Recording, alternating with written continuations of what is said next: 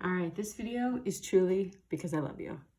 So people have expressed they've been having trouble with the con, so I was going to go through and do the ratio test one, and then I'll go and do the alternating series one so that you guys can see the work written out. So here we go. I'm on the ratio test one.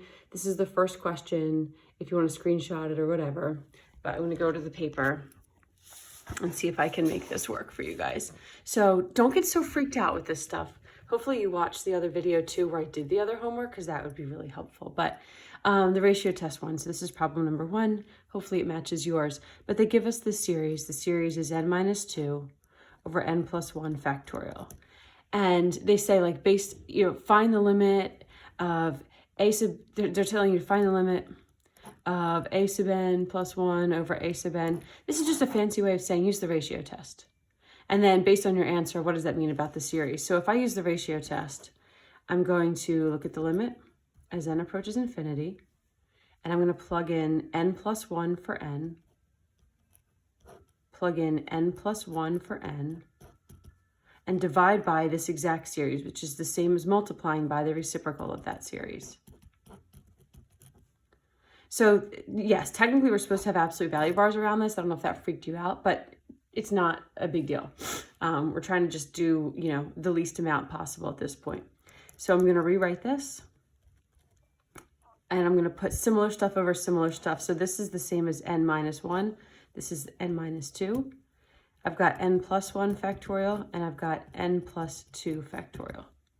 So I want to figure out, how do these things cancel? Well, this is a power to the 1 to the power of 1, so this is going to come to 1. Factorials reduce a little differently. So n plus 1 factorial would be the same as like n plus 1 times the term that came before n plus 1. So that would be n times n minus 1 and so on. N plus 2 would be n plus 2 times the one that came before n plus 2. So n plus 1. The one that came before this is n, and so on. So all of these are going to cancel with all of these. So I'll be left with, on the top of this, an n plus 1. And on the bottom of this, an n plus 2 times an n plus 1. So technically now I have an n plus 1 over an n squared plus some other stuff. Well, as n goes to infinity, what happens? This power on the bottom is bigger, so this is going to go to 0. So this went to 1, this went to 0. 1 times 0 is 0. So when I look at con, what did the limit go to? The limit went to 0, and then that means the series converges because what I got was less than 1. Yay, happy sound. Okay, so I'm going to do the same thing with this. Here's my series, and then does this converge or diverge based on the ratio test?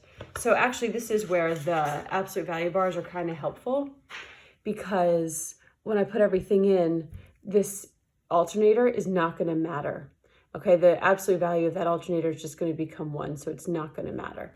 So when I set up the ratio test for number 2, it's going to look like this. Okay, let me write the series again. So this is the series, n plus 1, n plus 3.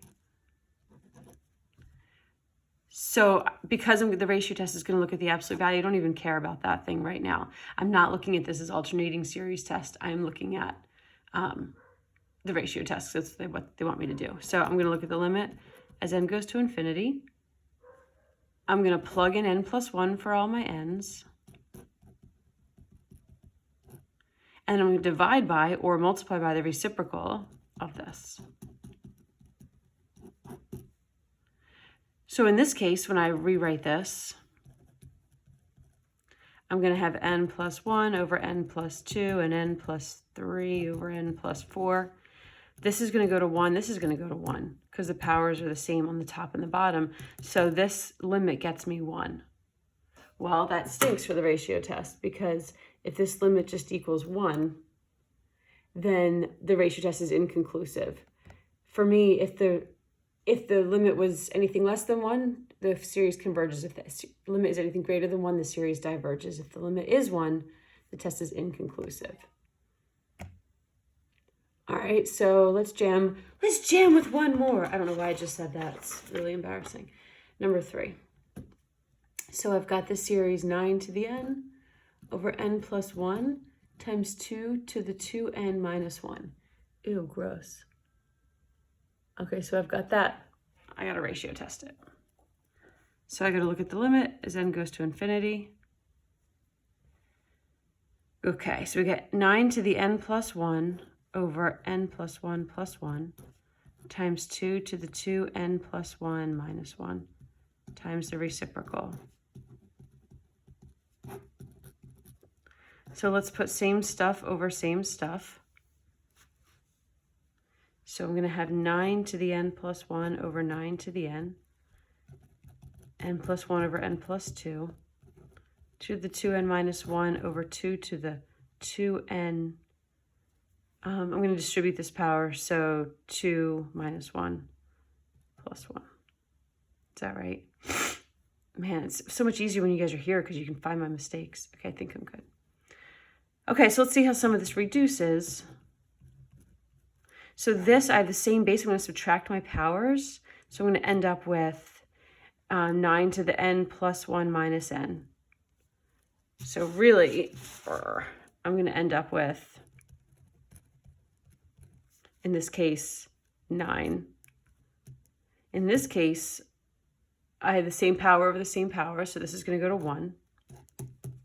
And in here, I'm going to subtract my powers again. So I have 2 to the 2n minus 1 minus 2n plus 1.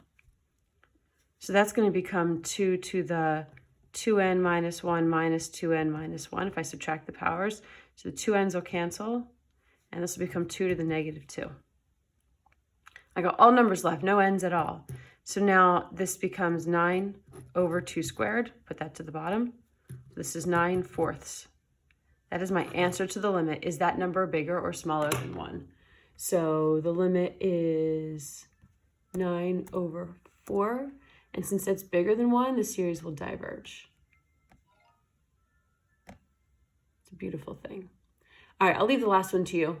But again, that top thingy, that is just a alternator that's not going to matter because we do technically take the absolute value, so that's not going to matter. Okay, I'll upload this one.